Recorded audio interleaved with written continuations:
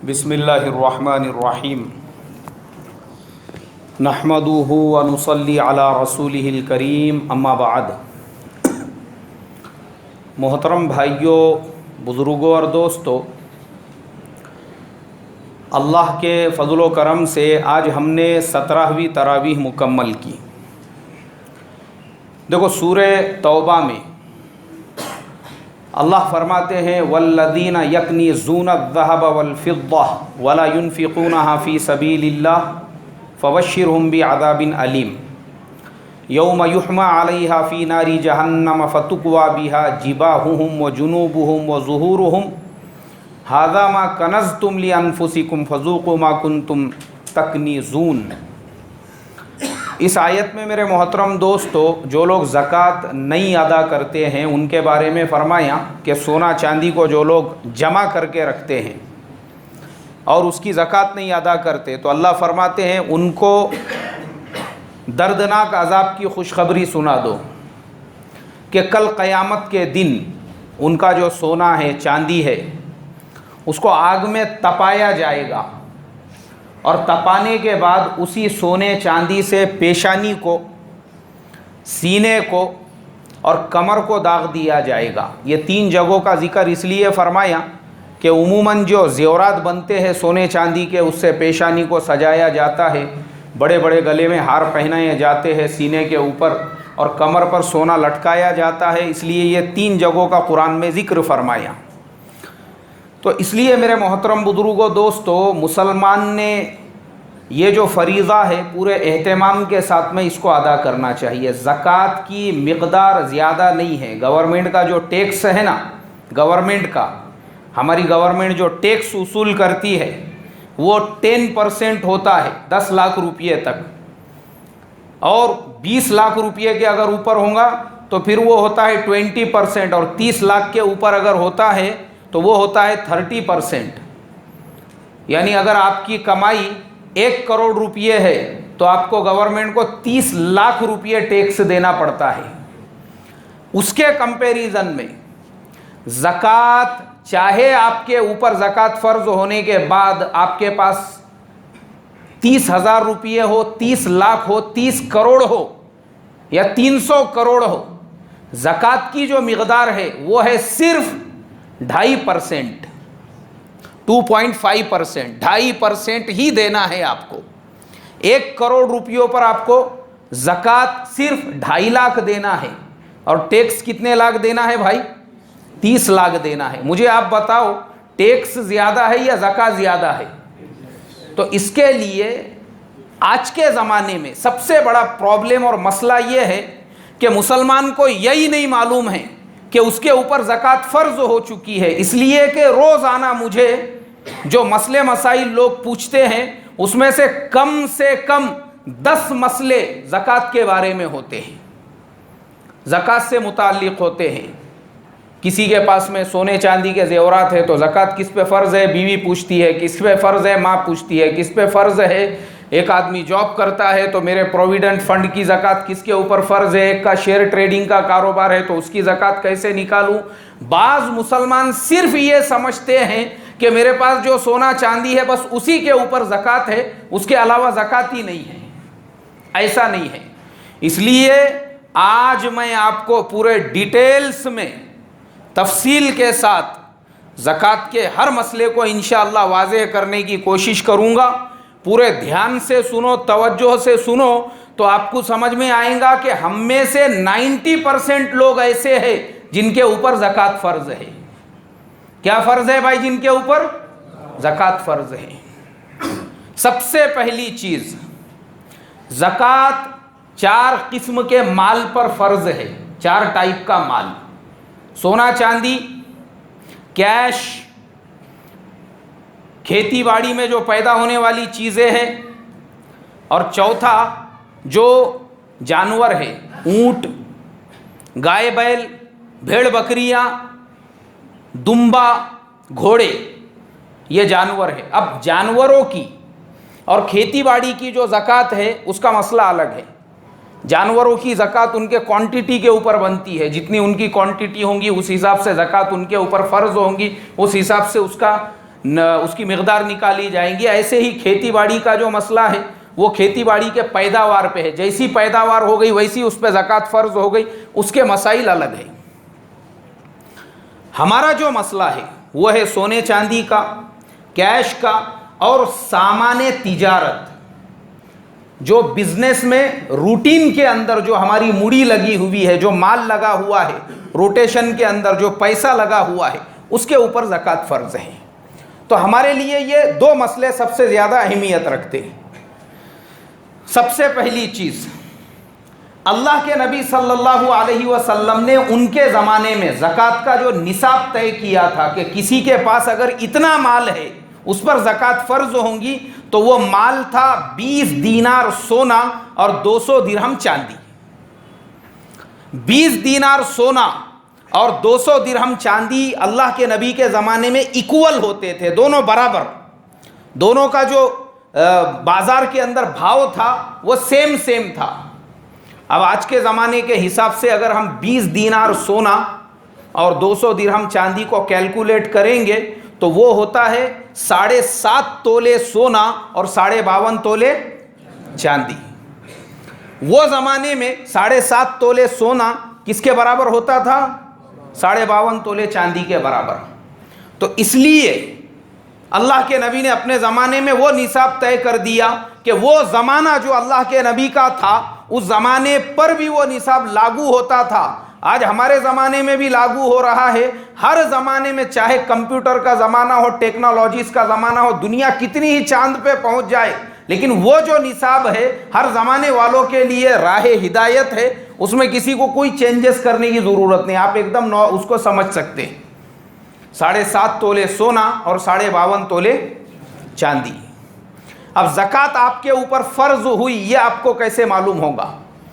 तो 7.5 तोले सोना और 52.5 तोले चांदी में जिसकी कीमत कम है, जैसे 52.5 तोले चांदी, आज मार्केट के अंदर चांदी का जो रेट है वो 40,000 रुपये किलो है।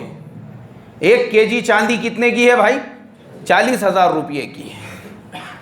अब 52.5 तोले आज के हिसाब से अगर हम गिनेंगे तो वो आधा किलो और कितने ग्राम होती है? हाँ, 220 ग्राम होंगी, 25 ग्राम होंगी। आधा किलो और उसके ऊपर 25 ग्राम। अब आज के हिसाब से मान लो अगर चांदी 40 रुपये की, 40,000 रुपये की 1 किलो मिल रही है, तो आधा किलो चांदी कितने की हो गई? 20,000 की हो गई। और 20,000 के अंदर ये 25 ग्राम चांदी के भी अगर आपने पैसे मिला लिए आज के ज़माने के हिसाब से 1,001 रुपये, तो 21,000 रुपये आज के ज़माने में निसाब बैठता है कि अगर किसी मुसलमान के पास में 21,000 रुपये है, जो मुसलमान के 21,000 खाली चांदी या सोने के नहीं होना चाहिए, चाहे उसके सामान तिजारत के हो, कैश की सूरत में हो, बैंक अकाउंट में हो, उसके पीएफ में हो, उसके एफडी में हो, उसके शेयर में हो, कहीं पर भी हो, अगर 21,000 की मालियत का वो मालिक है तो उसके ऊपर ज़कात फ़र्ज़ है। अब आप खुद सोच लो, जो मुसलमान आज 30-30, 40-40 हज़ार का मोबाइल, 70 और 80 हज़ार की बाइक इस्तेमाल कर रहे हैं, क्या उनके ऊपर ज़कात फ़र्ज़ नहीं हो सकती भाई? क्योंकि 21,000 कोई बहुत बड़ी रकम नहीं है, बहुत बड़ा कैपिटल नहीं है।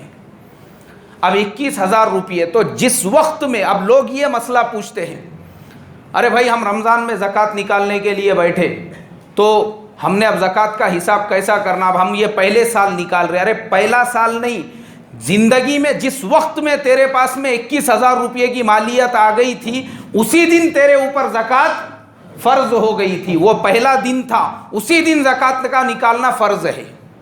और रमज़ान में जब आप निकाल रहे हो तो ये आप एडवांस में निकालो। अब रमज़ान आ गया, मिसाल के तौर पे एक आदमी को पिछले 2 महीने पहले पता चला मैं साहिब निसाब बन गया और उसने उसी वक्त ज़कात निकाल दिया। उसका इरादा है कि मैं हर साल रमज़ान को ही निकालूंगा, तो फिर आप रमज़ान की तारीख पकड़ के उसको एडवांस में निकाल सकते हैं। वरना तो आपको ज़कात उसी महीने में निकालना पड़ेगी जो आपने ज़िंदगी में पहली मरतबा जिस तारीख और जिस दिन को निकाले थे, उस दिन आप पे ज़कात फ़र्ज़ हुई। अब ज़कात कैसे निकालेंगे? अब मिसाल के तौर पे एक आदमी वो एक रमज़ान को साहिब निसाब बन गया। उसने हिसाब किया, अरे भाई मैं तो साहिब निसाब हूँ। अब एक रमज़ान को उसने अपने हिसाब किया कि मेरे पास में 5,000 रुपये कैश है, मेरे पास में 10,000 की चांदी है, मेरे पास में 10,000 का सोना है। टोटल उसने हिसाब किया तो कितने हज़ार हो गए उसके पास? 25,000 हो गए। उसने कहा अरे मैं तो साहिब निसाब हो गया। अब उसने बैठकर हिसाब किया एक रमज़ान को। तो एक रमज़ान को जब उसने ज़कात निकाला तो हर साल उसको एक रमज़ान को ही अपने पूरे माल का हिसाब करना पड़ेगा। एक बात याद रखो, तारीख भी हमेशा ज़कात की तय रखने का और महीना भी हमेशा ज़कात का तय रखने का, तो तुम्हारी ज़कात सही ढंग से अदा होंगी। बीच में चाहे तुम्हारे पास कितना भी माल आओ जाओ, उससे कोई फर्क नहीं पड़ता। अब आपने एक रमज़ान को जो निकाले थे, अगले साल भी अब आपको कब निकालना है? एक रमज़ान को। और इस्लामी महीने के हिसाब से निकालेंगे, गवर्नमेंट महीने के हिसाब से निकालेंगे। इसलिए नहीं निकालेंगे क्योंकि हर 30 साल में ये अंग्रेजी महीनों के हिसाब से एक साल हमारा इस्लामी वो कम हो जाता है। तो एक साल की ज़कात कम दी है आपने, तो इसके लिए हमारे इस्लामी महीने का एतबार है कि ज़कात निकालेंगे तो इस्लामी महीने के एतबार से। अब आपने पिछले साल एक रमज़ान को आप पे ज़कात फ़र्ज हुई थी, अब इस साल आप एक रमज़ान को बैठ गए, अब ज़कात का निसाब अब कैसे हिसाब करेंगे? जब आप हिसाब करने के लिए बैठे ज़कात का, अब आप हिसाब ये करेंगे कि भाई मेरे पास कैश कितना है? 5 लाख रुपये कैश है। अच्छा मेरे पास सोना कितना है? अच्छा सोने और चांदी में एक अब मसला याद रखो, आपका सोना कौन सा है, आपकी वालिदा का सोना कौन सा है, आपके बीवी का सोना कौन सा है, ये भी मालूम होना चाहिए आपको। वरना प्रॉब्लम ये होता है कि लोग जब सोने चांदी का हिसाब करते हैं उनको मालूम ही नहीं रहता मैं किसके सोने का। मर्द का सोना वही है जिस सोने का मर्द मालिक है। अब आप बोलेंगे मैंने मेरे बीवी को 5 तोले सोना शादी में दिया था, तो शादी में जब आपने आपकी बीवी को जो 5 तोले सोना दिए थे वो क्या नीयत से दिए थे? क्या आपने ये नीयत से दिए थे कि भाई वो 5 तोले सोना मैं बीवी को दे रहा हूं, अब वो उसका हो गया, मैं उससे कभी भी नहीं मांगूंगा? ये नीयत से अगर आपने वो 5 तोले सोना दिया था तो वो औरत वो सोने की मालिक है। आप वो सोने के मालिक है क्या? आप मालिक नहीं है उसके, वो औरत मालिक है उस सोने की। और अगर आपकी नीयत ये है, जैसा उमूमन हमारे शादियों में दिया जाता है, अरे दूल्हे वालों ने 5 तोले सोना दिए, 5 तोले सोना दिए, और उसको बाज़ाब्ता रजिस्टर में लिखा जाता है भाई लड़की वालों को हमने 5 तोले सोना दिए, एक चप्पल दिए, एक उसको कपड़े दिए, उसको ये दिए वो दिए। फिर लड़की वाले भी लिखते हैं जो उन्होंने लड़के वालों को दिए, लड़के को हमने एक शूज़ दिए, एक टोपी दिए, एक रुमाल दिए, पैजामे को नाड़ा दिए, साथ में भगोना दिए, चमचा दिए, कफगीर दिए, उसके बाद में छोटे चमचे 2 डजन दिए। ऐसा लिखा जाता है बाज़ाब्ता हमारे यहाँ पर। तो ये अगर लिखकर दोनों एक दूसरे को दे रहे हैं तो इसका मतलब ये है कि भाई तुमने उस औरत को खाली सोना दिए, उसको मालिक नहीं बनाए उसका। क्योंकि कल को अगर मियाँ बीवी के बीच में लड़ाई झगड़े हो गए, तलाक का मसला आया, तब लड़के वाले बोलेंगे कि भाई हमने 5 तोले सोना दिए थे, हमारा 5 तोले सोना हमको वापस चाहिए। तो पता ये चला कि औरत के पास जो सोना है मालिक कौन है उसका? शोहर मालिक है। तो जब ये हिसाब करने के लिए बैठेगा तो वो 5 तोले का हिसाब शोहर करेगा, बीवी करेंगी क्या? फिर बीवी कौन से सोने का हिसाब करेंगी? बीवी के माँ बाप ने जो सोना उसको दिए थे, उसके माँ बाप ने जो अपनी तरफ से अपनी बेटी को दे दिए, जो चांदी उसको दिए, जो कैश वगैरह उसके पास में होगा, तो वो उसकी मालकिन है। अब वो हिसाब करके उसकी ज़कात अदा करेंगी। और ये जो शोहर का माल था 5 तोले सोना जो शोहर का है, शोहर इसका हिसाब करेगा। अगर शोहर ने कहा कि नहीं बाबा मेरे को ये तलाक भी हो गई तो नहीं चाहिए, मैंने तुझे हिबा कर दिया, उसकी भी मालिक फिर वो औरत हो गई, अब शोहर हिसाब करेगा तो वो 5 तोले सोने को इसमें शुमार नहीं करेगा। तो अब आप हिसाब करने के लिए बैठे, आपने हिसाब किए 5 लाख रुपये मेरे पास बैंक में कैश है, और सोने का हिसाब किए कि भाई मेरे पास 5-6 तोला सोना है और चांदी 1-2-3 किलो है। उसके बाद में फिर आपने हिसाब किए कि आपका जो कर्ज है, कर्ज लोगों से आने का, तो लोगों से जो आने का कर्ज है वो कर्ज की 3 किस्में हज़रत थानवी रहमतुल्लाह अलैह ने बहिश्ती ज़ेवर के अंदर लिखी है। एक तो वो कर्ज जिसके बारे में आपको 100% कॉन्फिडेंस है कि भाई भले देरी होंगी लेकिन ये पैसा मुझे वापस आने वाला है, तो वो कर्जे को भी आप शुमार करेंगे उसमें कि भाई फलाने भाई से अपने 2 लाख रुपये आने वाले, लिखो उसको भी। तो 5 लाख आपके बैंक बैलेंस में के ये 2 लाख रुपये, आपने 7 लाख रुपये कैश को हिसाब में ले लिए।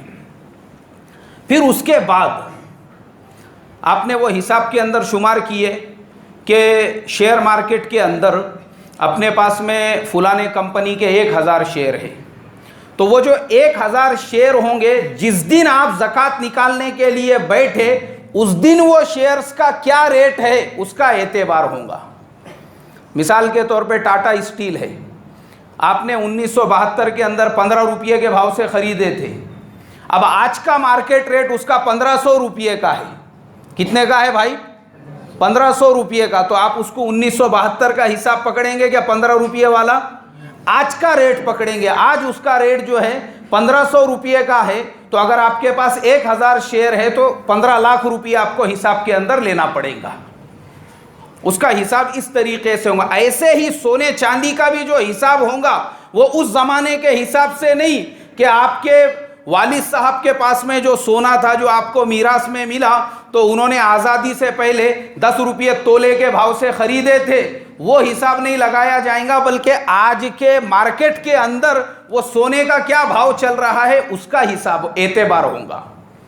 अब एक मसला ये आता है, कुछ लोगों ने मेरे से ये भी पूछे थे कि भाई सोने में बट्टा होता है, खोट होती है उसके अंदर, कि बेचने के लिए गए तो सुनार बोलता है भाई इतने % कम करूंगा, उतने %। तो हज़रत मौलाना खालिद सैफुल्लाह रहमानी ने कामुसुल फ़िक़्ह के अंदर लिखा है कि वो पूरे सोने का हिसाब करना वो ज़्यादा बेहतर है।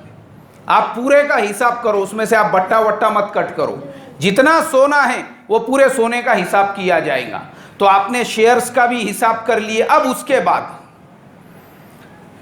आप जॉब करते हैं और आपकी सैलरी में से हर महीने प्रोविडेंट फंड जो होता है, मिसाल के तौर पे हर महीने कंपनी 5000 रुपये प्रोविडेंट फंड आपके इसमें से काटती है, तनख्वाह के अंदर से काटती है। तो 5000 रुपये जो आपकी तनख्वाह में से कट हो रहे हैं, आप मिसाल के तौर पे पिछले 2 साल से जॉब कर रहे हो, तो आपने हिसाब किए तो हर साल के 60,000 रुपये के हिसाब से आपके प्रोविडेंट फंड में कितने जमा हो गए? 1,20,000 रुपये। आपको उसका भी हिसाब करना पड़ेगा, क्योंकि प्रोविडेंट फंड के आप मालिक है, आप जब चाहे उसको निकाल सकते, और जब आपकी जॉब अगर छूट भी गई वो पूरा पेमेंट आपको क्या होने वाला है भाई? मिलने वाला है। तो उसके ऊपर भी ज़कात फ़र्ज है। इसी तरीके से आपने बैंक के अंदर एफडी बनाकर रखे, एफडी जो बनाई हुई है वो 2 साल पहले, 4 साल पहले, 5 साल पहले, तो एफडी का जो ओरिजिनल कैपिटल अमाउंट है उसी के ऊपर आपके ऊपर ज़कात फ़र्ज है। उसको जो इंटरेस्ट लगकर आ रहा है उस पर ज़कात नहीं है, क्योंकि इंटरेस्ट ऑलरेडी वो आपके लिए नाजायज़ है, तो ना उस पर ज़कात है। इसलिए ज़कात जो होंगी, मिसाल के तौर पे आपने 5 लाख की एफडी बनाए थे, तो जो 5 लाख है ज़कात किस पे फ़र्ज़ है भाई? उसी 5 लाख के ऊपर फ़र्ज़ है। उसको जो इंटरेस्ट लग के मिल रहा है उस पे ज़कात है क्या? उस पे नहीं है। वो 5 लाख की एफडी जो है उसको भी आपको हिसाब में लेना पड़ेगा। इसी तरीके से तिजारत का सामान, अब मिसाल के तौर पर हर लाइन की तिजारत अलग अलग होती है। एक तो छोटी छोटी तिजारतें होती है, जैसे मिसाल के तौर पे बहुत सारे लोग जो है ना वो गाड़ियों के पार्ट्स वगैरह बेचते हैं, तो उसमें खिल्ले भी होते हैं, उसके अंदर स्क्रू भी होते हैं, छोटी छोटी चीज़ें होती है। लेकिन जब आपका साल पूरा होगा तो दुकान में का भी जो पूरा माल है वो पूरे माल का आप हिसाब करेंगे, और उस दिन उसका क्या रेट है आपको वो रेट के हिसाब से उसका भी क्या करना पड़ेगा भाई? हिसाब करना पड़ेगा। और बड़ा माल आप बेचते हैं, जैसे मिसाल के तौर पर आप बिल्डर आदमी हैं, आपके पास में जो है एक बिल्डिंग खड़ी हुई है जिसके अंदर 15-20 फ्लैट है और आपकी नीयत ये है कि ये मुझे बेचना है। क्या करना है? ये मुझे बेचना है। तो चूंकि वो बेचने का सामान है तो वो 20 फ्लैट की जो आज की मार्केट कीमत है उसके हिसाब से आपके ऊपर उसकी ज़कात भी क्या होंगी? फर्ज होंगी।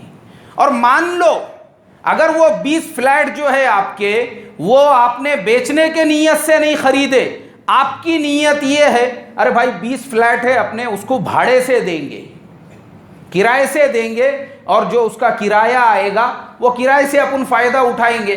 तो फिर अगर आपके पास में बेचने की नीयत से नहीं है बल्कि भाड़े से देने की नीयत से 10 दुकानें हैं, 20 फ्लैट है, 20 नहीं है, अगर 200 भी फ्लैट है तो उसके ऊपर ज़कात नहीं है, उसके ऊपर ज़कात नहीं है।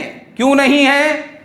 क्योंकि वो बेचने के लिए है, वो भाड़े से देने के लिए है। अब ज़कात काहे पर है? उसका जो भाड़े का पैसा आ रहा है आपको, जो उसका पेमेंट आपको आ रहा है, तो वो पेमेंट जो आपके पास में रखा हुआ है, वो पेमेंट का जिस दिन आप हिसाब करेंगे वो भी हिसाब में लेंगे कि ये कितना आपके पास में कैश मौजूद है, उसके ऊपर ज़कात फ़र्ज है। उन घरों पे ज़कात फ़र्ज है क्या भाई? नहीं है। लेकिन बेचने की अगर नीयत है तो फिर उसके ऊपर भी ज़कात फ़र्ज है।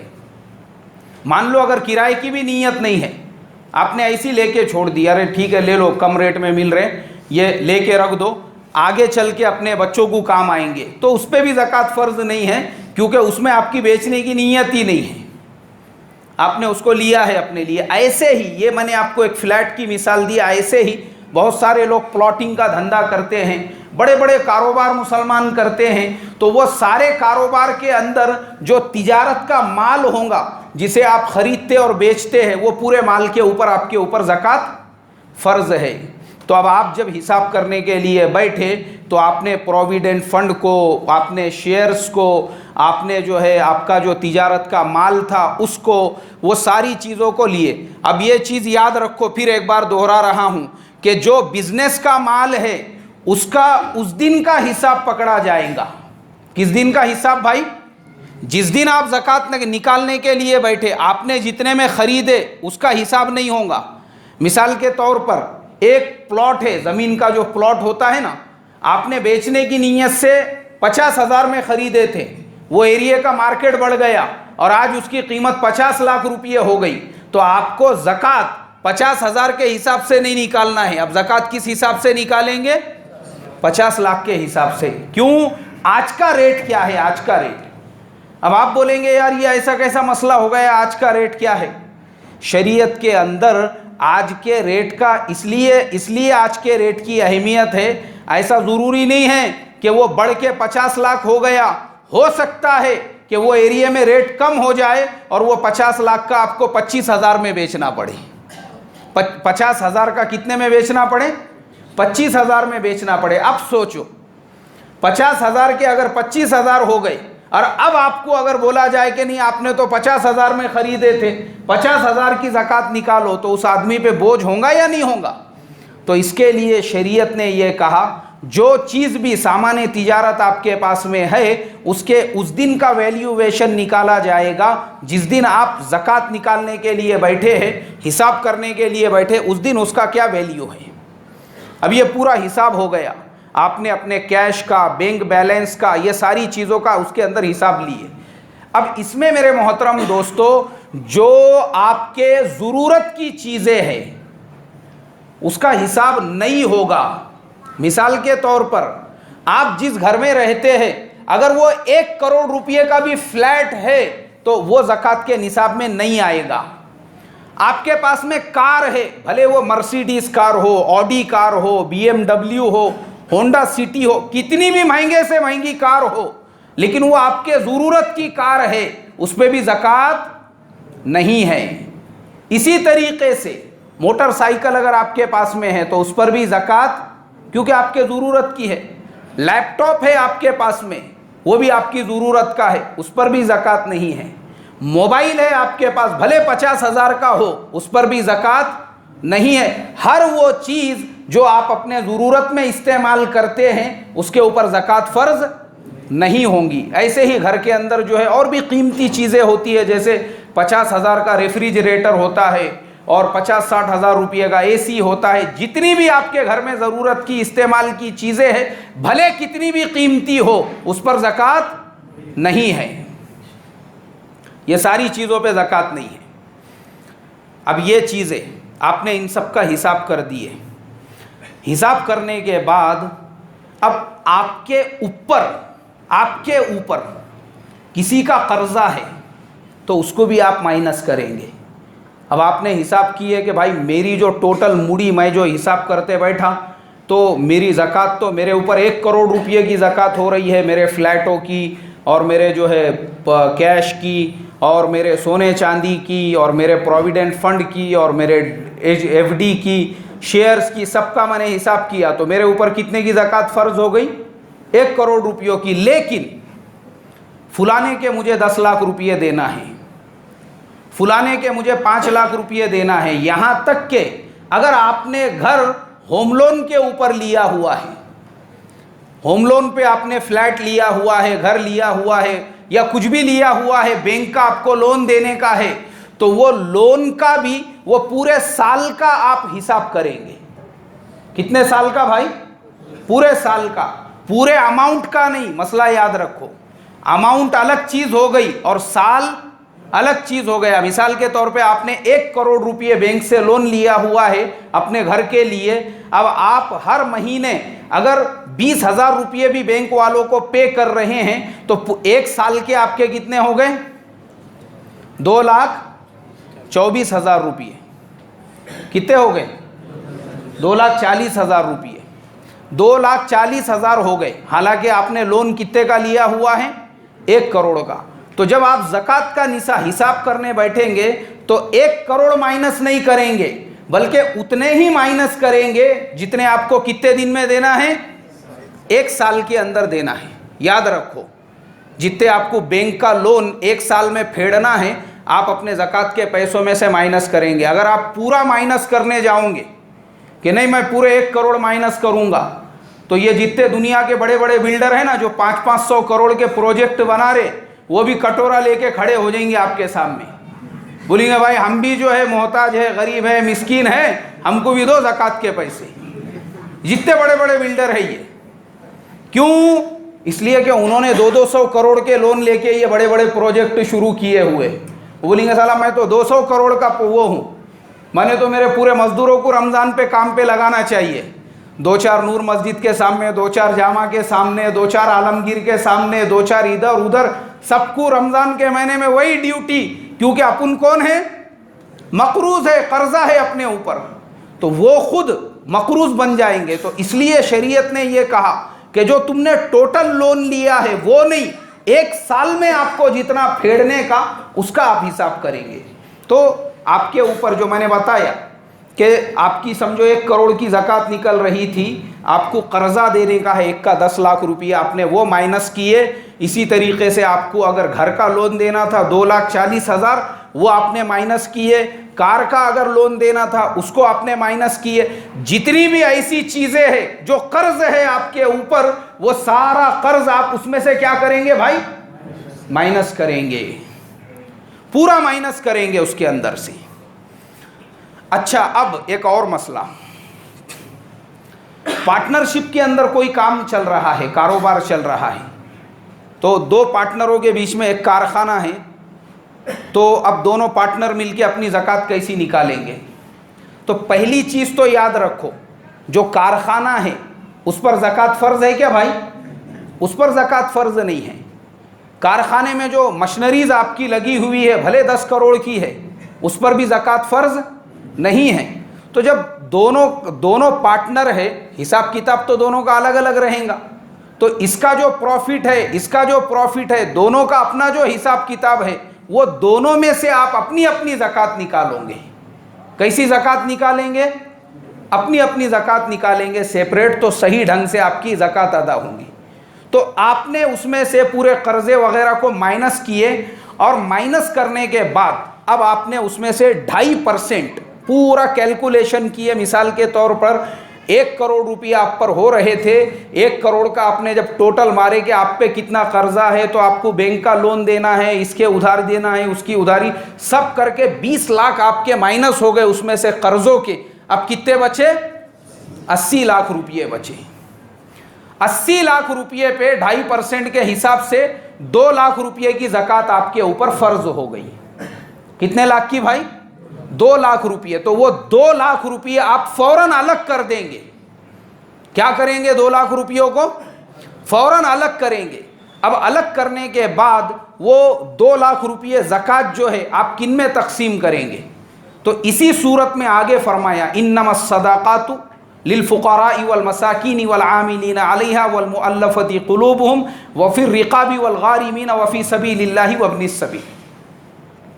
जो ज़कात का आपका पैसा है उसको फ़ुक़रा, मसाकीन, आमिलीन, तालीफ़ क़ल्ब, गर्दन छुड़ाने के लिए, मको जिसका कर्ज़ देना है उसके लिए, और जो अल्लाह के रास्ते में चलने वाले हैं उनके लिए, वफ़ी सबीलिल्लाहि व इब्निस सबील, जो अल्लाह के रास्ते में है या फिर जो वब्निस सबील है उनके लिए।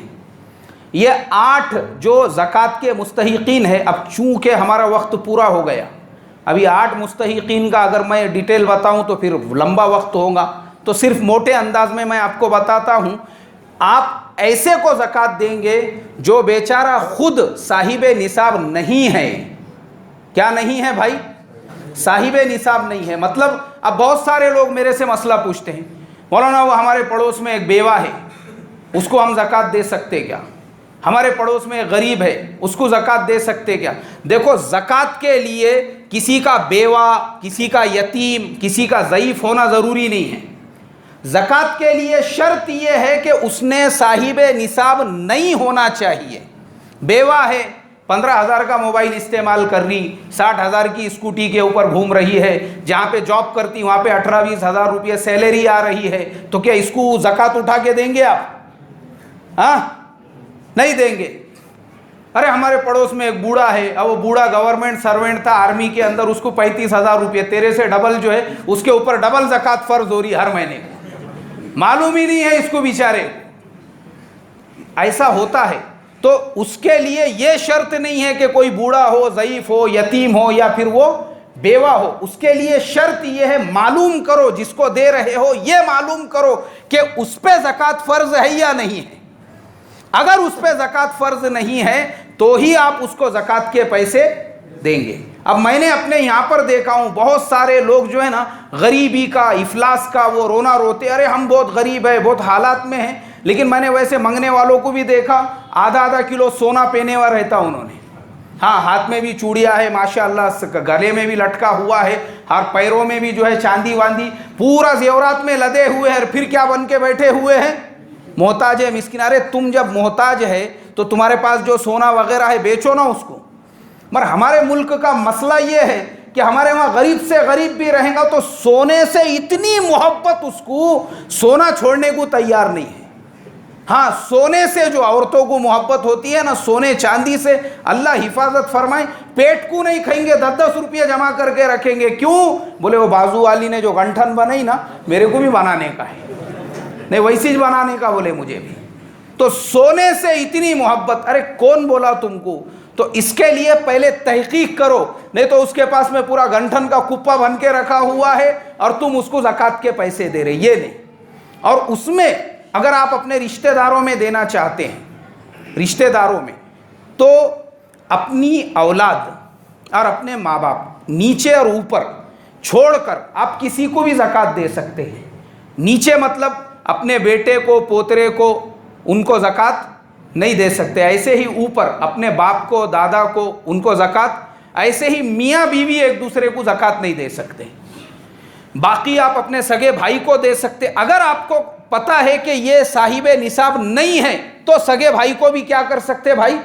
ज़कात दे सकते। सगी बहन को भी ज़कात दे सकते। अपने पड़ोसी को, जिसके बारे में पता चले कि ये साहिब निसाब नहीं है, आप उसको ज़कात दे सकते हैं। इसी तरीके से हमारे आज के ज़माने में बहुत सारे फाउंडेशंस है, बहुत सारी संस्थाएं हैं, वो ज़कात का पैसा जमा करके उनको ऐसा लगता है कि भाई ज़कात के, सदक़ात के रमज़ान में पैसे जमा करो और मुसलमानों को वही पैसे कर्ज़े के तौर पे दो कि भाई ये पैसे लो, तुम इसमें ऑटो रिक्शा चलाओ, इसमें कोई धंधा शुरू करो, कोई कारोबार शुरू करो, और जैसा जैसा तुम्हारी कमाई होते गई हमारा पैसा तुमने वापस दे देते जाना, तो तुम्हारा अल्हम्दुलिल्लाह फिर एक दिन ऐसा आएगा कि तुम खुद कारोबार पे खड़े हो जाओगे और हमारा पैसा हमको वापस मिल जाएगा।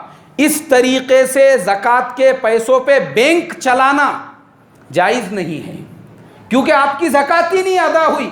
ज़कात के लिए शर्त यह है कि जिसके हाथ में आप ज़कात के पैसे दे रहे हो आपने उसको मालिक बनाना।